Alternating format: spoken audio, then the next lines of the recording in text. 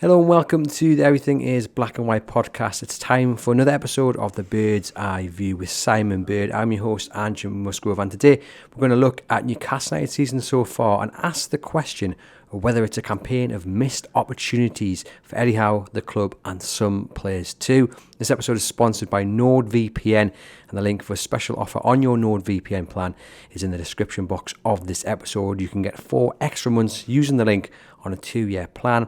I was out and about the other day, having to do a bit of work while travelling on the train, and it was just nice to have that peace of mind that my details were all secure thanks to NordVPN. So do sign up, help support the podcast, and keep yourself safe. Simon, welcome back to the podcast. How are you keeping? You well? Very well, thank you.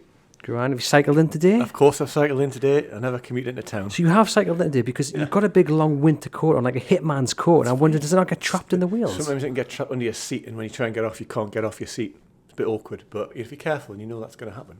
You can cycle in any weather. And also, we've got a fold away bike. I imagine you're one of them people. I see them around town. I'm like, they look quite snazzy. They're quite good for on the metro and on trains and stuff. So have you got one? No, I haven't. No. My friend got one of the early models of it and didn't put it together right, and it collapsed. And he smashed his teeth in. Okay, so I never quite trusted them. Leading BBC correspondent right now, but he's recovered. He's okay.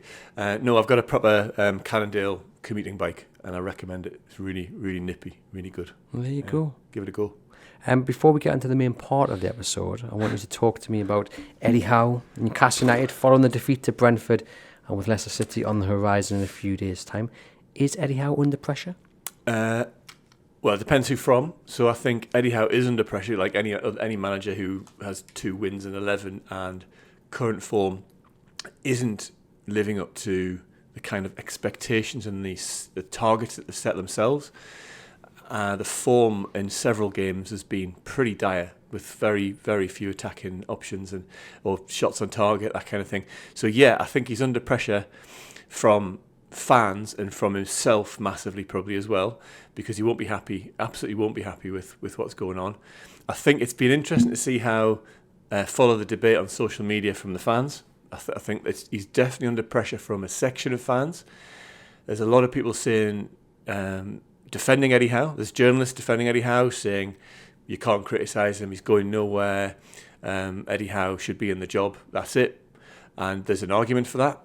But there is a growing kind of body of opinion that this is a slump that's been kind of a year in the making. Probably look back into the PSG game and then the Chelsea Cup defeat, and it's not been great since then. There've been high points and good games, but there's also been a trend to Newcastle losing that energy and the pressing and the intensity that they made the name with 18 months ago. So he is under pressure. Yeah, I think he is under pressure from fans and himself. Club-wise, I don't think he's under pressure at the minute, and I think it would be sensible for them if he wasn't under pressure until at least the end of the season. I think you give Eddie Howe, my opinion is that you give Eddie Howe this season, just see how it pans out. There's mitigating factors that he hasn't been backed in the transfer window very well in the last 3 windows, but there are also factors suggesting that there's a downturn in a lot of metrics and form, which means it's got to turn around. Well, you sort of mentioned it there. A lot of people say he hasn't been backed in the transfer window, and that will be the first point that we will make on this episode of missed opportunities. But being under pressure is one thing, but how much of the blame does he absolutely shoulder? Obviously, it is always the manager who pays the price, regardless of how big or minimal his input into the troubles actually are. But in your opinion, when we're looking at the issues that Newcastle United are currently going through, how much is Eddie Howe's fault and how much is the board not backing him? How much is it the big players not taking the chances? Yeah. I mean, it's a bit of in my opinion, it's a mix of all three. It is a mix of all three, and it depends on how militant you're being against the manager and how much you want to change as to where you fall on that. I think the transfer thing, the lack of either landing the deals or being able to land the deals, however you want to look at it with PSR, that is a big factor, because every squad can reach a limit and then go stale. And we talked to Eddie Howe last week about the squad going stale. There's also the argument about whether a manager reaches a shelf life at a club, and I've asked Eddie Howe in the last 3 weeks whether you can reach a shelf life, and he says every manager can reach a shelf life, but he was adamant that he hadn't reached his shelf life as he would be at Newcastle. So there's usually a lifespan of a manager, unless you turn into an exceptional manager. So there are mitigating factors. There are like the squad, before they spent, I don't know, the last 3 or 4 windows. Before then, the squad is better now in that they've got 150, 60, 70, 80 million pounds worth of substitutes, but they're not better as a collective unit. So they've got more players and they've got better players, but they're not better. They're not better versions of themselves in the way they're performing. So there's a big blame or a big element of like leaning on Eddie Howe and saying you've got to be changing tactically. 4-3-3 for a long time. That's the way he's drilled them, and they should have some armory of variation, but there's certain key positions where he's got options, but he's not got the options which are kind of elite options. So there's also getting the best out of Tonali. Spent a lot of money on him. We're not seeing the best of him yet at all, I don't think. There's a little bit of a dip in Bruno's form, lack of energy. There's the pressing which has gone, and that Sean Longstaff clip from Match of the Day where he was like throwing his arms up because he'd gone and no one else had gone with him. There's all those factors. There's not one thing you can put your finger on, and I think that gives Eddie a bit of leeway. Well, sticking with the summer, because as I said, that is the first missed opportunity that we're going to talk about. So this isn't about players missing efforts on goal. That's not what we're doing here, although someone has kindly sent in 7 or 8 examples of when players have missed absolute sitters this season. So I might read them out in a moment. But this is about missed opportunities in terms of players not taking their opportunities, i.e. when they're handed a chance to get into the first team. The summer transfer window when Newcastle should have strengthened, Newcastle not taking advantage of no European football. So as I said, the first one that we're going to talk about is the summer transfer window, because you don't sign players, and as you say, it's going to go still. People were already a little bit underwhelmed with previous windows, and then we had the PSR debacle, which saw Elliot Anderson and Yakuba Minter go. Just one big signing would have boosted everyone. Eddie Howe, the squad, the players, the fans. It didn't happen, and it needed to happen. No European football to deal with, a fresh start for the squad, a new director of football. The summer really does feel like a huge missed opportunity in terms of setting the tone for the season to come. Yeah, and I'd argue it goes right back to the start of the summer and the end of June, when there was a week-long panic, in fact 48 hours, 56 hours before their PSR deadline, when they were looking to raise money, and it was panic stations. And I think the club organisation, the organisation of the club behind the scenes and the accounts, they've got to shoulder a lot of the blame for not having that sorted. I mean, and that, I think that set the tone for the whole season. That's because that week they were clearly exploring selling anyone that could get money for. Big names: Isaac, Chelsea, Anthony Gordon, Liverpool, 75 million. All those deals were they weren't done eventually, but they were in the offing, and probably other players as well that we haven't heard about. So I think that week kind of broke a lot of bonds at Newcastle. Amanda Stavely left shortly after, which broke a lot of bonds. But that week players must have thought they've just almost qualified for Europe. They'd had a good finish to the season. We're a band of brothers, and then you've got the club trying to do emergency sales to big players, and then that just raises questions and doubts about the players, in the players' minds about their own future, and in the players' minds about what the club's trying to do and where the club's going. And I think the starting point for this season being disappointing is that week. But one big signing in the summer would have, I think, eradicated most of the negative conclusions that many people reached, maybe including the players, at the end of June. Because when we saw Anderson go and we saw Minter go, a lot of people were just there scratching their head. Eddie Howe was mentioned, he didn't want to sell those 2 players. Now, we got to the end of the summer transfer window, and they hadn't signed their top target, they hadn't signed a big name, they splashed however much money on like a Demos, which we can get into if we really want to. I don't think we have to though. But not signing at least one big name, I think really did set the tone for the season, because how can you go 3 windows or so without really improving the squad? Without signing a guaranteed first teamer. Yeah, it's dead right. And I mean, there was a very good interview, very challenging interview for Eddie Howe with Simon Jordan earlier, about 3 or 4 days ago, it's a good watch actually. I mean, we asked all those questions of Eddie Howe, but Jordan put them very forcefully. And I think in that interview, Eddie Howe said that they did have a couple of other targets in the summer, so that they weren't just in for Guehi, but those deals. I mean, it must have been a right winger or certain other centre halves, maybe from Milan as well. So there were deals in the offing, and they fell through. But it's clear that in the last couple of weeks, they had all their eggs in the Mark Guehi basket, and it didn't come off. And that's kind of a gamble. But it's a gamble, but it also shows they're very clear-sighted on what they needed and what they wanted. So, which way do you take it? I mean, I think it's good that they knew what they wanted, and they were putting all their eggs in one basket, and that they wanted Mark Guehi because he was the man to improve, rather than going scattergun and signing people on deadline day that they weren't in for. What they couldn't legislate for was the intransigence and blocking of Crystal Palace in that deal, and they went quite high in their bidding, and Palace were just saying no. Yeah, I think Paul Mitchell mentioned when he did that event at the Stack that he maybe shouldn't have come in during a transfer window because it was a little bit a difficult footing to get off on. Yeah. Big window for him coming up in January. But of course, they also put in a very late bid for Elanga on transfer deadline day, which you're right, you praise him for not panicking, for not going scattergun. But to some, that maybe looked a bit of a desperation bid. We know they like Elanga, they've watched him, they've scouted him, they do like him. But a last minute bid, 50 odd million was the rumoured fee that they offered him. It was a deal that was never going to happen.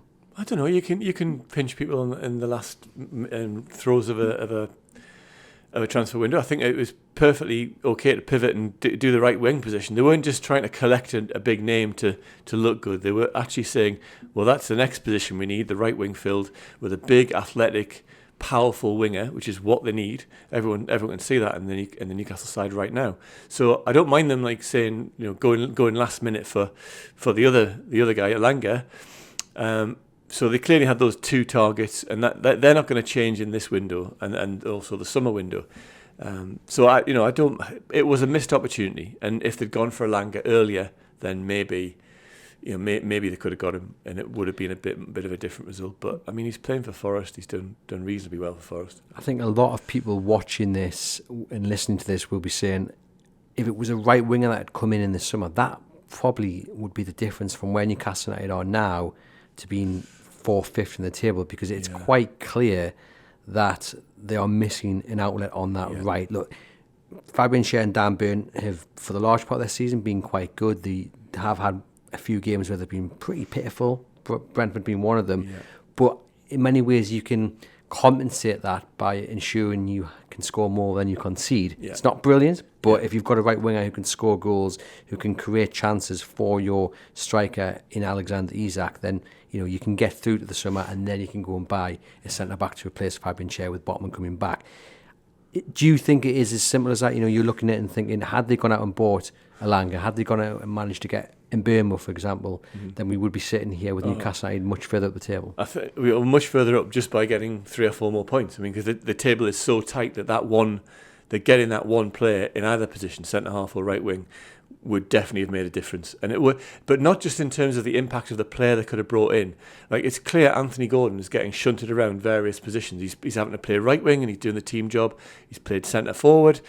And Eddie Howe says his favourite position is left wing. So Anthony Gordon he wants to be England's left winger. He wants to be playing there every day, working out his positioning, chasing back like a demon, like he can do when he's on the game, and with some brilliant clips of that around.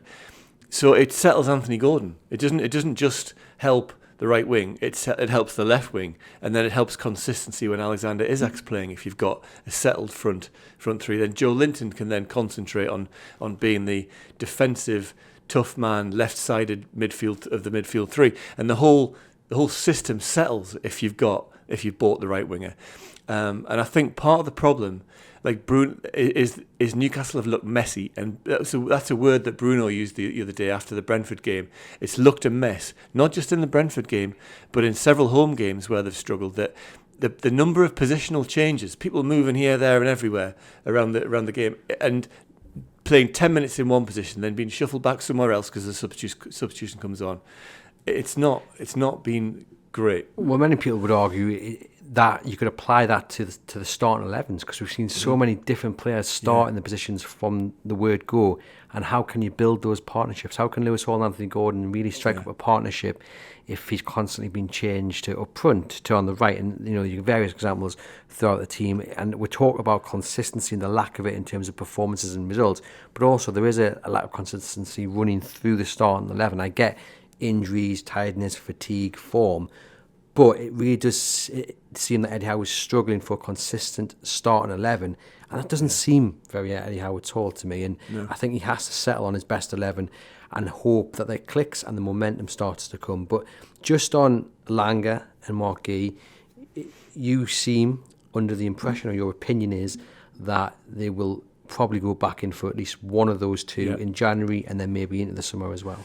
Yeah, well, they're usually very consistent in their transfer targets. So you even if deals don't go through for players they've been linked with, whether it's abroad or here, you tend to see those players still being on the radar 6 months later or a year later, maybe, and then I think they would drift off if they weren't producing the form. But there is a consistency in their approach. But I mean, the transfer window is a really movable kind of situation. Other clubs will have to sell. Other clubs will have to sell to meet their own PSR requirements as well. So there could be deals to be done in January before a panic in June.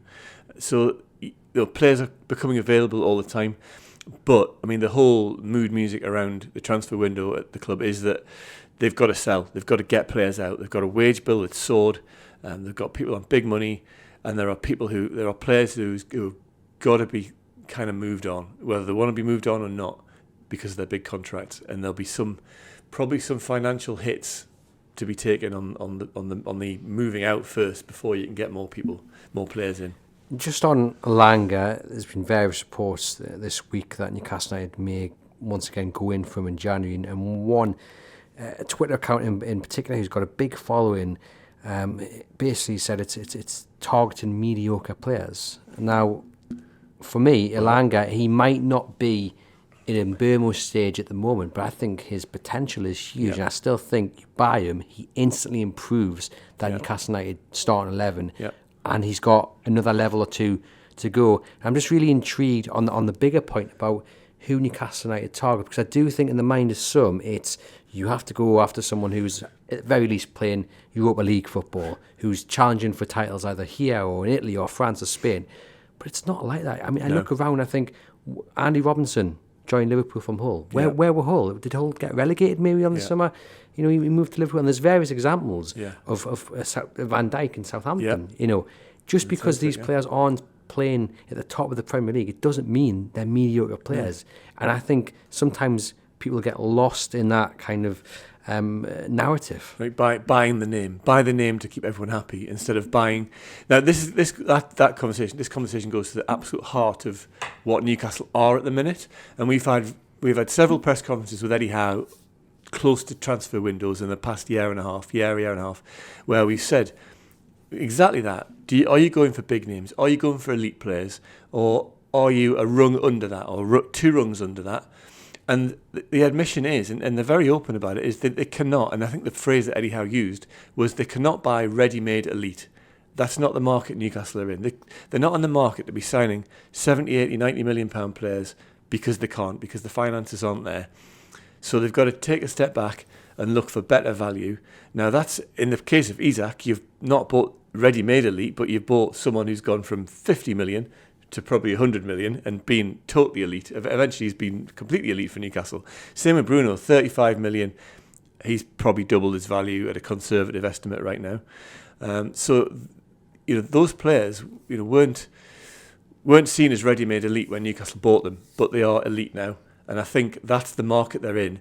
They're also in a market below that, from conversations with Paul Mitchell when we interviewed him, that they want to go for the absolute value as well. So not even seen as under the elite, but actually producing great numbers in all the data analysis, which Newcastle want to improve, producing great numbers, perhaps playing in an underexploited market, maybe South America, Japan, wherever, where other bargains have come from and other clubs have exploited.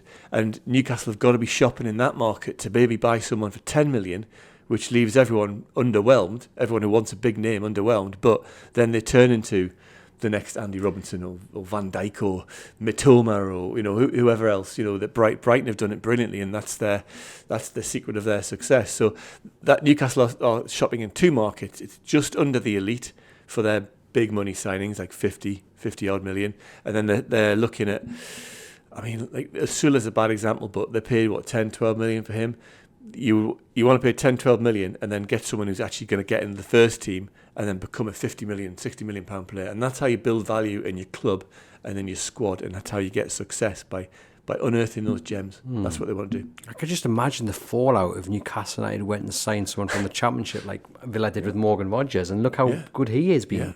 Yeah. You've got to trust the scouting staff and those making the decisions that, just because it's not a big name who's at the top of the game right now, that in 12 months, 18 months' time, that they won't be. Yeah. It's all about trust and trusting that those who are paid big money to make decisions and to look at these players are making the right decisions. For the large part, they've got it right. Yeah. But shopping at that level and trying to find the bargains comes at a greater risk as well. So like Morgan Rogers, we saw him, he looked at Borough and he looked good and he scored goals, but you were still thinking, could he do it in the Premier League? Can he? And I didn't think he'd become an England player, but he had the potential to. But it's a risk, and there's a load of other factors come into whether actually the risk comes off. So it's like getting chances in the first team and then playing in a side that's in form, but is missing someone, so you get the chance. There's all sorts of like factors which determine whether those buys come off.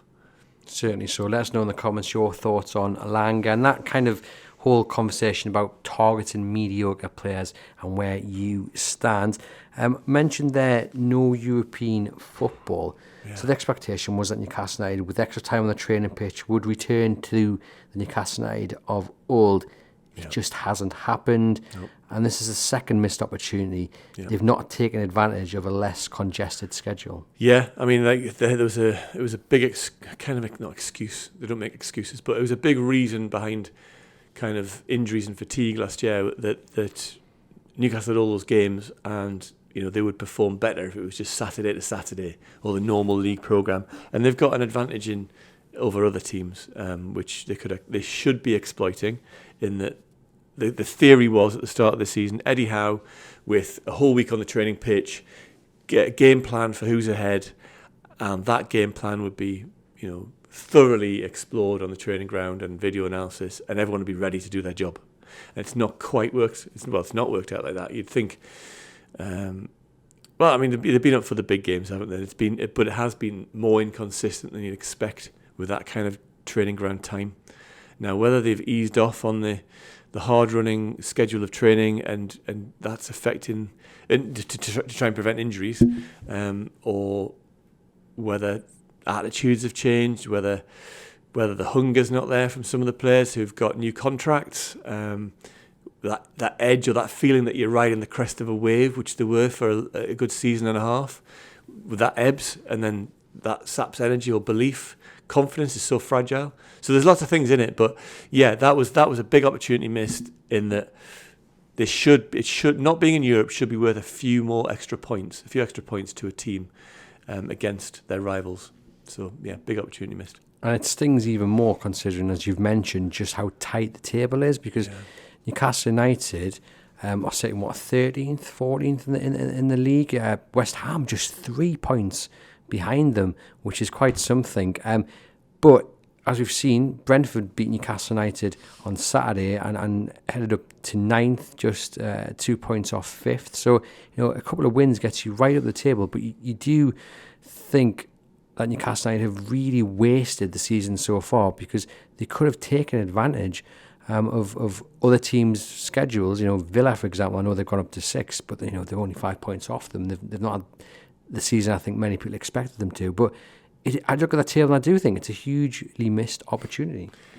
It is, and it's not. And sort of this conversation a week or so ago, or 2 weeks ago, it was really close, like 4 points between them all. But there is a bit of a gap opening now, so you can't, with one win, Newcastle can't leap up. The 12th, Fulham in 10th are on 23 points, 3 points ahead of Newcastle with a better goal difference. So you can't 2 weeks ago you'd be making that leap 3 or 4 places if results went for you. But now you've got to put a string. You've got to put 2 or 3 together before you get up there. But I don't think I'm wrong in assuming that the expectation from the majority of Newcastle United fans was that Newcastle United would be right now sitting maybe 5th or 6th in the Premier League. No, but you'd want to be more in touch. Well, they're 5 points behind Forest. No, but I mean the expectation at the start of the season to what they find. They should be. Well, I mean, they said themselves they want to get to Europe, so and that was a defined from the manager, from all the players, target this year. We're a European club. We need to be up for it. Well, there's 10, 11 clubs saying they're European clubs, so a few are going to be disappointed. So eventually, the target is 6th or 7th, or win a cup. And then if you're below that, the season's been an underachievement. I think it feels even more of a missed opportunity because of what is riding on Newcastle United getting into Europe. It's not just about the extra income; it's about the futures of some of their top players. Because if Newcastle don't get European football, how many are really going to stick around? And yes, they've got contracts, so it's not as simple as saying I want to go, because someone has to meet your asking price if you want to go. But in terms of keeping them happy, obviously having European football is a big way to doing that. Having Champions League football is even a bigger step. And it rolls into the first point we mentioned. Strength in the summer with 1 or 2 top quality players, and the Champions League becomes a much more realistic, achievable goal than it would do not having strengthened. And maybe we are now seeing the coming home to roost, the fact Newcastle haven't strengthened. But it's a massive missed opportunity here. It will be. It'll be a huge missed opportunity if they're not in Europe for a second season running, when big players have joined, sold on reviving the club, and the club having money, and the club going on the upward direction. And another setback of not being in Europe would put the futures of Isaac, Bruno, Gordon, all players who want to play in the Champions League, want to play in the Europa League, and be part of those big midweek nights. Maybe other players as well. Joe Linton will have a big reputation now around Europe. Tonali, is he going to stick around again? He's been playing for Milan in the Champions League consistently. Gets sold to Newcastle, possibly slightly against his will, or not ideally for it. So there's all those players. Their futures will be up for grabs in the summer. Sadly, if Newcastle don't buck up and get to 6th, 7th, or win a cup. But do you look at the table now and the teams ahead of Newcastle United? So Fulham, Brentford, Bournemouth, Brighton, Aston Villa, Nottingham Forest. And without being disrespectful to some of those sides, if Newcastle United can get their backsides into gear, you would suspect that quite a few of those teams might drop off. So if Brentford start losing at home, they're going to be in a little bit of bother. Fulham, a bit inconsistent.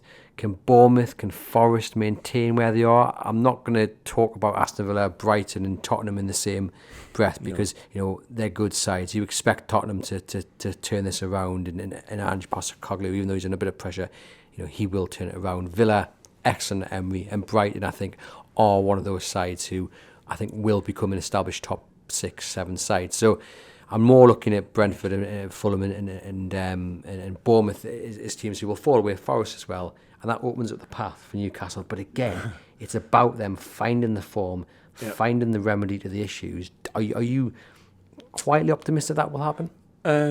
Not totally. I mean, they're 5 points behind Villa now. They'll be difficult to catch. Brighton are always knocking on the door of 6th, 7th, 8th, kind of around there. I think Newcastle should overtake Bournemouth.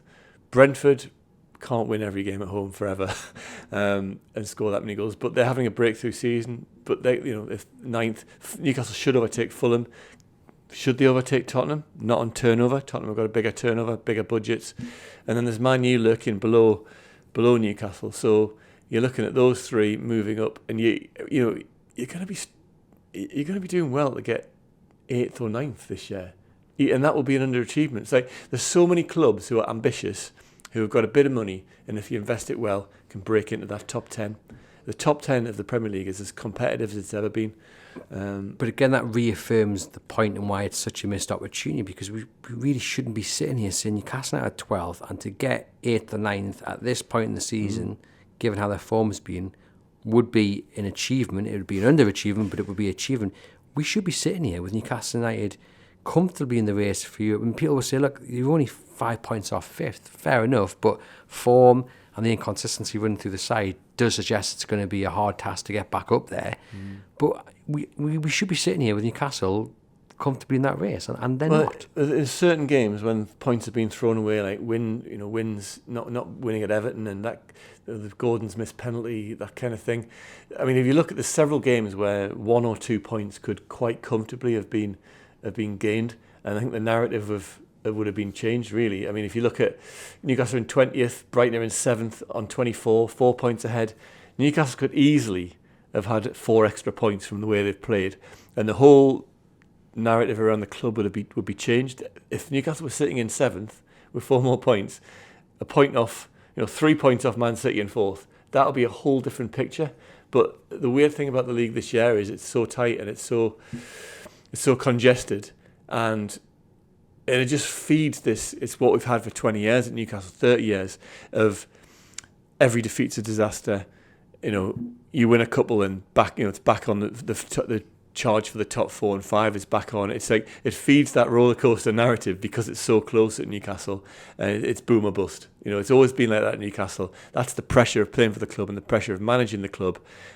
4 points would have changed the picture completely. We'd be having a different conversation here. Well, annoyingly, you can look at the game against Brighton when they created a host of chances and ended up losing. They drew to Bournemouth. They lost to Brentford. They drew at Fulham. Yeah. So, there's 3 teams where you would argue, maybe not in terms of the expectation to beat them, but I mean, they should have beaten Brighton. They should have beaten West Ham. They should have beaten Everton. They had the chances to do so and just didn't. So it's definitely missed opportunities as well in terms of, well, as I said at the start, we wouldn't talk about players missing chances, but that's another missed opportunity because they should be beating these these sides. On to the next point then, and it is about players missing their opportunity. I'm going to have to cough again. I do apologise. And I think you can pinpoint 2 or 3 players who've really not stamped their authority on this Newcastle United starting 11 when they've been given the chance. I think we have to start with Harvey Barnes. I just want to mention as well, a few months ago, you suggested that Barnes could be sold in January should Newcastle need to raise funds. You got a little bit of abuse and stick for it, and seemingly... Just an opinion. Yeah, well, seemingly people have turned in your favour or in favour of your opinion. There you go. I mean, he obviously scored at the weekend, didn't he? So he did very well, but he also did the error. And that was I still stand by that the Barnes thing was a strange signing.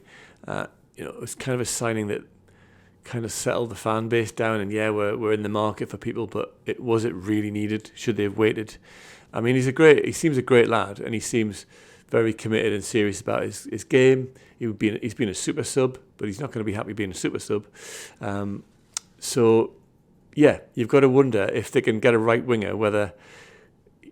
I mean, the thing is, if Anthony Gordon gets injured, then you're going to be playing Harvey Barnes on the left, and he'll do very well for you. So you're taking gambles by selling him. But if you could get your money back for him, then who knows? I don't think you're going to get your money back from him. 35 million? No, I think you would. Do you think? Yeah, I think his reputation hasn't dipped. He just hasn't had chances. He's not been able to slot into a team because of Anthony Gordon. And I think the issue with Harvey Barnes, and I'm just looking here at the games that he started, and he was handed opportunities very early on in the season. 61 minutes against Tottenham. He played 45 against Wolves. He played 90 minutes against Fulham, 76 against City, an hour against Everton, more than an hour against Chelsea. He's had enough starts to nail down a place in this side, and in the eyes of some, he's actually been given a bit of favouritism. I've seen the argument being put out there ahead of Gordon. He's been on the left. He's been given a chance to show that position is his, and he's just not taken it. He's been so much more effective off the bench, but it's a massive frustration, and it is a massive missed opportunity for Barnes, because when you're handed that opportunity, and in the eyes of some, again, effectively they're saying, even though Gordon's probably the better left winger, Barnes has been, there's a door, walk through it, and he's just not taking it. Yeah. Should we really be sitting here saying, Harvey Barnes is better off the bench? Well, I mean, in rugby you do that, so I don't mind. I don't mind Newcastle going, well, he's a super sub. He comes on and does brilliantly for half an hour. But as you said, he's not going to be happy doing that. Well, if he scores a goal off the bench and he's the hero, I would. Yeah, you wouldn't be happy. You want to start games because that's the prestige thing to do. But if your role is coming on when defences are tired, like rugby players do, because they're the finishers, not the substitutes, and you finish a game off and get the job done at the cutting edge of the game when it really matters, then if that's your job, and you were coming on and making an impact, then I think I'd be quite happy for a while to do that. If I How long's a while? Well, half a season, and then I'd want to be starting. Exactly. In football, once you've done that for 2 or 3 games, you do have that mindset of I want to start every game. And as I said a few weeks ago on this podcast, if you're not in this game to start every game, then you might as well just hang your boots up, because I think when you're Harvey Barnes and you've got that talent, you've got that ability, you can score goals, you can create chances. You want to be starting every game. And I just look at the chances he's had this season. We should be talking about Gordon and Barnes on a level playing field and saying, you know what, they are as good as each other. And maybe ability-wise, they are. There's not too much difference. But in terms of one player being more effective from the off, there's no question about it. Anthony Gordon is so much more effective on that left. Yeah, because Gordon's played. He's got the chance and he's proved himself and he's got better and better. And he feels indestructible. He barely gets injured, Anthony Gordon. He's been superb. And Gordon is the player who's developed beyond possibly what Newcastle could have envisaged when they signed him. But is the suggestion there that Barnes hasn't played? Well, he hasn't developed like Anthony Gordon has. I think when you had those two, and they were in that summer where they were touring America, Atlanta, and all that, when we first got introduced to Harvey Barnes, and we interviewed him, then at that point it was that's an interesting battle between Anthony Gordon and Harvey Barnes for the left wing. I don't know why they've got 2 left wingers, but since then it's inspired Anthony Gordon. He's kicked on. He's established himself in the England squad. He's a potential starter for England. He's really good, and Harvey hasn't developed.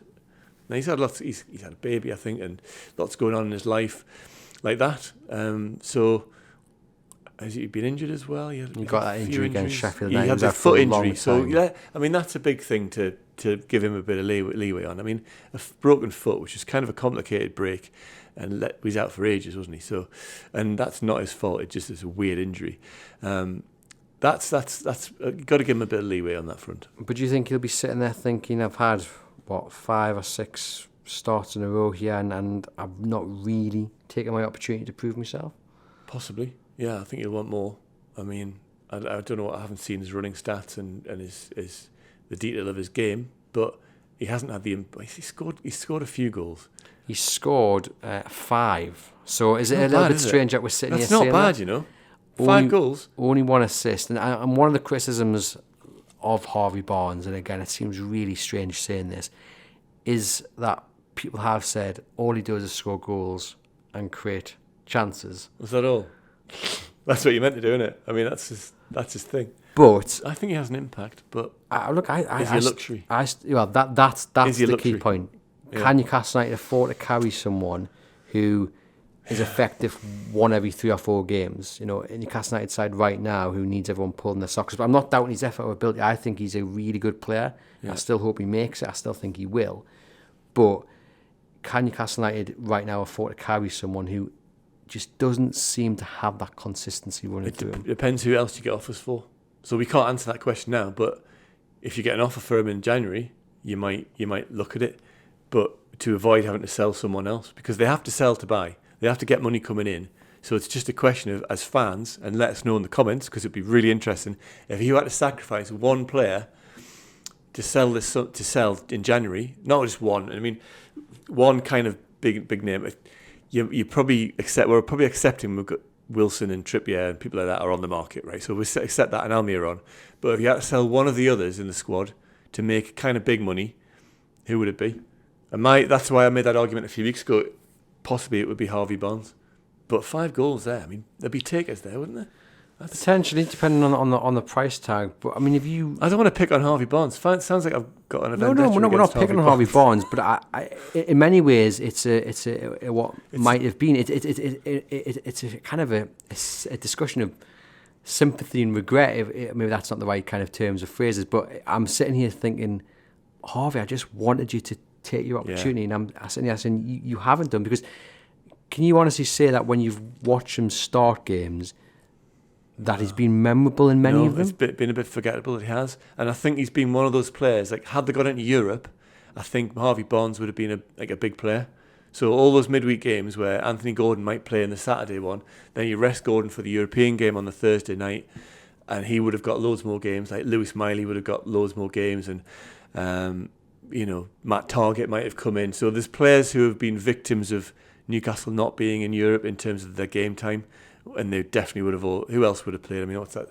Look at the squad list of people who, there are players there who don't get on an awful lot. Miguel Almiron would have ripped it up in Europe. He would have been a big player. Callum Wilson could have led the line instead of coming on as a sub. Well, maybe not. Kieran Trippier could be playing in Europe when fit, instead of Tino. Don't worry, you'll get your chance to talk about Kieran Trippier in a moment. Loving today. Don't get us wrong either. When we mention these players in this episode, we are not having a go at them at all. It is really a discussion about, like I say, regret, really, that they've not taken their opportunities. And the underlying thing of PSR and having to raise money to buy. If you want Newcastle to buy, they've got to raise money. That's the only reason why we have these conversations about the players. And they must do behind the scenes as well. It's really awkward. If they had enough money and money was no object, it wouldn't be an issue. It would just naturally evolve the squad. But they've got to make ruthless decisions to buy. Well, another person who I feel hasn't quite hit the heights we expected him to was Jacob Murphy. For all the talk of a right winger coming in the summer, obviously it didn't happen. He had a storming pre-season. I started the season thinking, you know what? If he can follow up that form he's had during the summer, then it's not the worst thing to get to January, maybe even get to the summer after, and then buy a right winger. Sadly, he just hasn't followed through on it. Look, great a few assists in recent games. I mean, the cross Alexander Isak's goal against Brentford, fantastic. I thought he was good against Spurs in the victory. He's good against Liverpool. But he hasn't done enough to close down the one for a right winger. And I think, again, that's just me looking a bit regretful and sorry for Jacob Murphy that he hasn't taken that opportunity, because it was there for him. Yeah. The door was wide open, and he just hasn't managed to walk through it. He's still got opportunities coming to him, I think. I mean, to perform like he did against Liverpool, a couple of good shots. One hit the post, didn't it? Yeah. I thought he did really well against Liverpool, and his running power. When Newcastle are a little bit on the back foot and they need that running power to go forwards, and there's more space on the break against bigger teams, Jacob Murphy's kind of the man to exploit it because he's so quick. I still kind of like him, but I know there's an element of like, can he do it in 2-3 games in a row? You get a good performance and then it doesn't happen the next week, or it's not as effective as the next week. And actually, he's been at the club so long, I think it's very strange. We actually interviewed him after the Liverpool game in the mix zone. He was the player that the club brought out, and he's like a really kind of cheeky, witty, very intelligent guy. And I can see why, just with 10 minutes with him there, why Eddie Howe likes him. And Jacob Murphy's barely given an interview. It's the first time I think in his entire time at the club that I've spoken to him. And when you look in the eyes of a player and you hear how they answer questions and you hear how they're carrying themselves and if they've got a bit of wit to avoid a question or give a good answer, Jacob Murphy's got all of that. He's like really bright and he's really smart. And I can see why Eddie Howe loves him.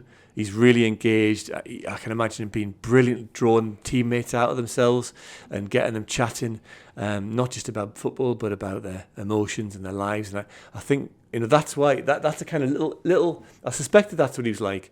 And just seeing him after that game for 10 minutes, that's the kind of person he came across as. And I think we need to see more of Jacob Murphy's personality. He's a modern day, really intelligent, really quick footballer, and I like that. It's that's the package that Eddie Howe's looking at. Yeah, but devil's advocate, that doesn't win you trophies. Doesn't win you the Premier League title. It helps knit a squad together if you're popular and you're emotionally intelligent and you're bright. And I think you need those players in your squad. You also need the hard men, Eagles, in your squad. I think that's probably the key point. And again, look, he's a lovely bloke. Everyone you talk to says he's really nice, and he's living the dream as well. Let's not forget that he's living the dream of I wanted to be a footballer for Newcastle United, and he's exactly. You could see the injury that I'm carrying on my shin. You can see the footprint of Monday Night Football where someone went high on us. Really? It's that's pretty a missed bad. Opportunity. Exactly, but missed opportunity of my career. But yeah, living the dream, love that. But there's a difference between great squad player and great starting 11, isn't there? So he had the opportunity to nail down that place. He's going to be the right winger, I think, going into January. But I don't think there's any question Newcastle United need to buy a winger. They need to get an upgrade. Yeah. And it's just unfortunate that he's picked up with an injury. But for the large part, he has started the majority of games. But again, we're sitting here not kicking the can down the road when it comes to an upgrade. The opportunity was there for that to happen, though. Yeah, but then, I mean, like Murphy or Almiron on form, possibly better, but Almiron's never going to recreate that purple patch of double figure goals and ripping everyone up. But again, that adds to why Murphy's in this list, because he's effectively been given a free hitter, because for whatever reason, Miggy cannot get in that side. Miggy's frozen out, isn't he? He's done. He's in, yeah. So no one's really been challenging Jacob Murphy. I know he's played Gordon on the right. Joe Linton has gone over there sometime. But you look at the games he's been featured in. He's started 1, 2, 3, about 6 or 7 of the games, and obviously he's picked up that injury.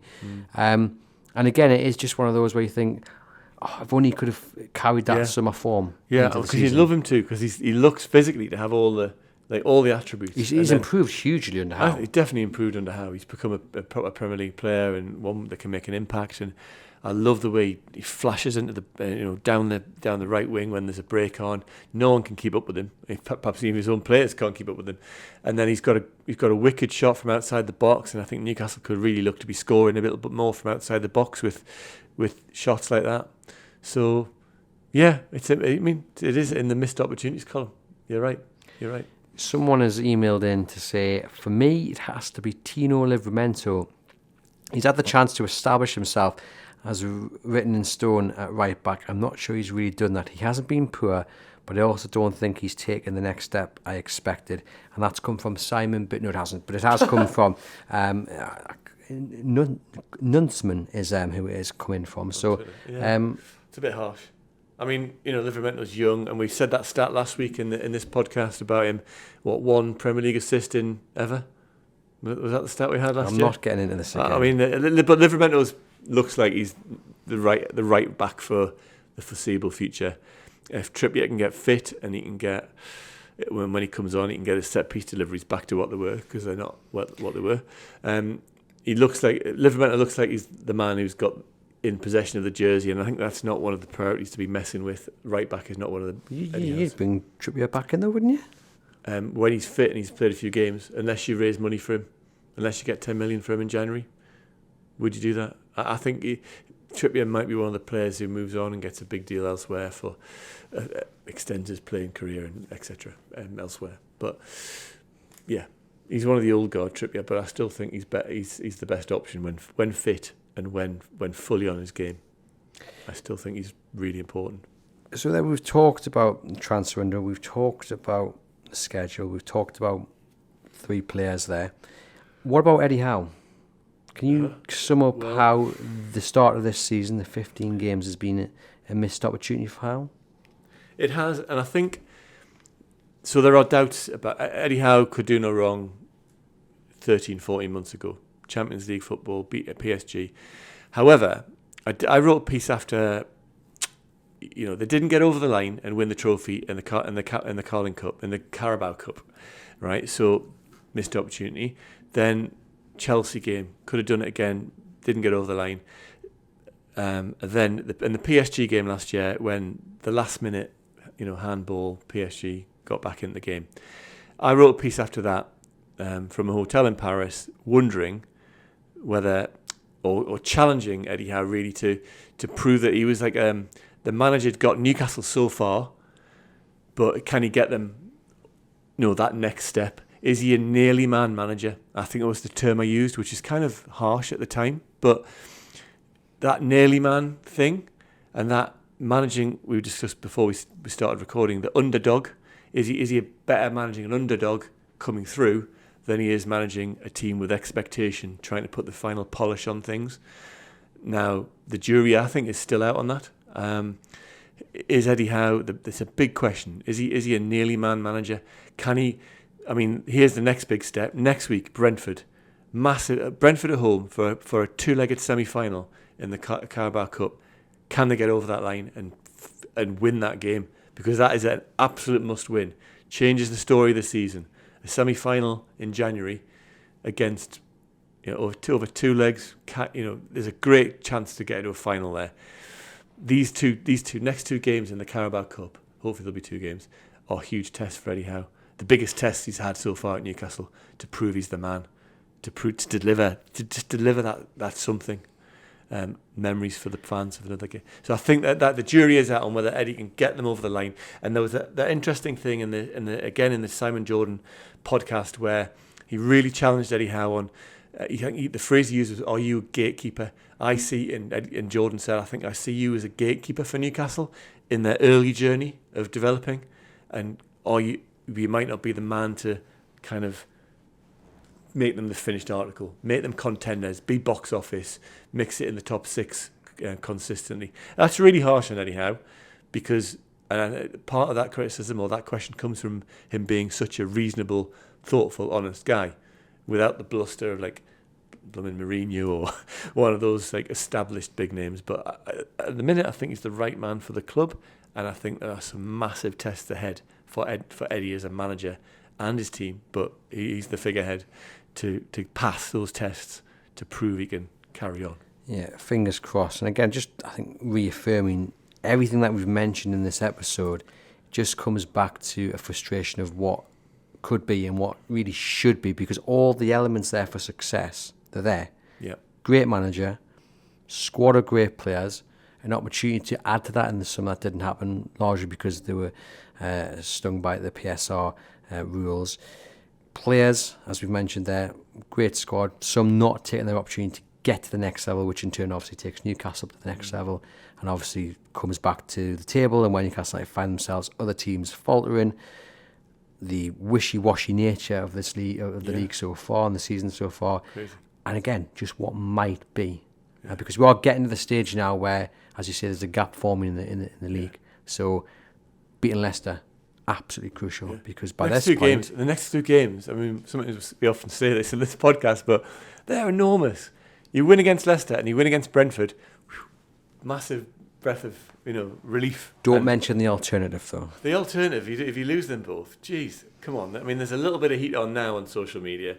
There's going to be massive heat on the managerial team and the players if they don't win the next 2. But on the other side of things, we always discuss the negatives. The performance against Liverpool, it was really sparky. They clicked back into it. They were right on it. They've just got to get on it again. As a collective, they've got to pull themselves together and get on it. They can do that against Liverpool. So start bullying lesser teams. Bully Brentford at home. Smash Leicester. Exploit Leicester's doubts. They can. It's on a knife edge, but they can turn it the right way. But I feel like we've said this before this season, where they're putting performances like that, and they're back, or but then they go to teams that you expect them to beat, and they just don't do it. And we can talk about mentality. We've talked about it plenty. I'm not going to go over old ground. Yeah, exactly. I mean, they haven't got that number 10. Having a number 10, an out-and-out number 10, I think would allow Eddie Howe to change the system. I mean, he'd have to be open to that, change a little bit of principle maybe. But having someone like James Maddison, Acuna from Wolves, he could play in that position. Him, I do. I think he would be an excellent buy. At the moment, there are calls from some to change the formation. I don't think Eddie Howe will do that, basically because I think he likes playing the formation he's got. He's very rigid with that, but also I don't think he's got the personnel to do it. And that's maybe in January, people could be blindsided and they could go out and get a number 10, and that could be the key to turn the season around. Could be, but I mean that's like a departure from what we think, isn't it? I mean, he might do though. I mean, under the guy, Paul Mitchell's in charge of things. He might be challenging Eddie behind the scenes, saying, "Can we shake it up?" I mean, it's a coach's decision about what formation he plays, and he knows the players inside out and what they can deliver. And if he's drilled them in a certain way for like 2-3 years. I mean, Eddie does say that he has flexibility in that formation. We see it as a 4-3-3, but he does different things with his 4-3-3s. There are different variations of it, which when you're writing a match report or getting carried away watching the game as a fan, you we might not see those subtleties. I'm sure the rivals do, but there are different ways of doing it. There's a 4-3-3, which actually becomes a 4-5-1. I mean, against Liverpool, everyone was midfield was tucked in, the wingers were tucked in, very, very solid kind of banked up formation, ready to spring when they've got a counter attack.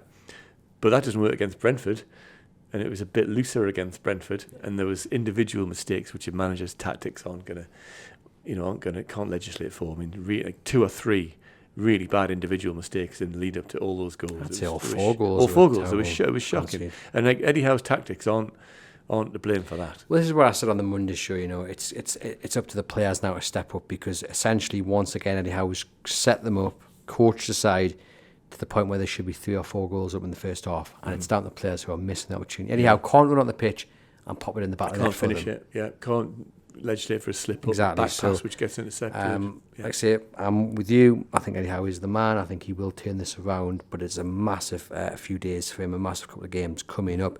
Mike on Twitter misread the whole purpose of this episode, but nonetheless he has sent in an interesting list of missed opportunities that players have missed. So we've got Isak having a square pass at Chelsea. Yeah, that was massive. Yeah, you should have squared it to it. Was it Joe Linton was coming in the box? Would have been a tap in. I'm glad you remember that one. I didn't.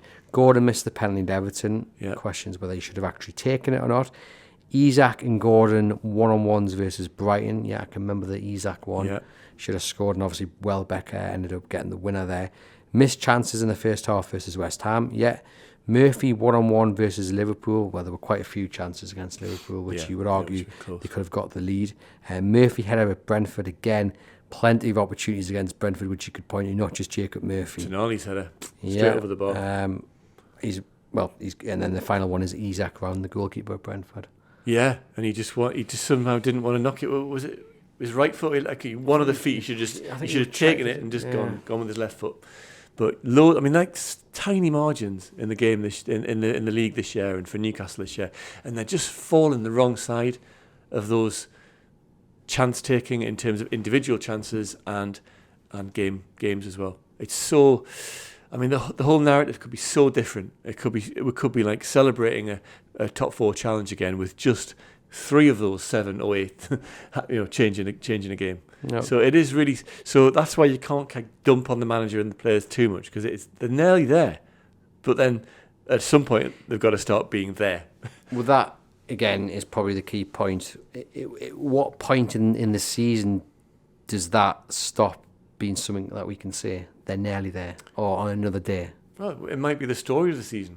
It might be a nearly there season. I think it probably is. And then it possibly is. I mean, unless they somehow rediscover that head of steam, which we all want recreated from 18 months ago, unless there's a fresh impetus from somewhere, then it might be a nearly there season. But they can get there. The Liverpool performance, there's several big wins they've had this year which prove they can do it. It's not lost. Like, the magic's not lost. The magic's just not being produced consistently. They've still got the magic in them, but that confidence thing, that belief in each other, just those weird chemistry within a squad, kind of something changed, and it's not their consistency, and they've got to get their heads together and get it back. Fingers crossed they can. Thank you to Simon as always for popping on to the podcast. You know what to do by now. Give the video a thumbs up, share it amongst your Newcastle United supporting friends and family. Hit that subscribe button as well for all the best Newcastle United content. If you listen on the audio platform, please do leave us a rating and review. It's much appreciated. Click the link for your NordVPN discounted offer. And for myself and Simon, we will see you guys next week.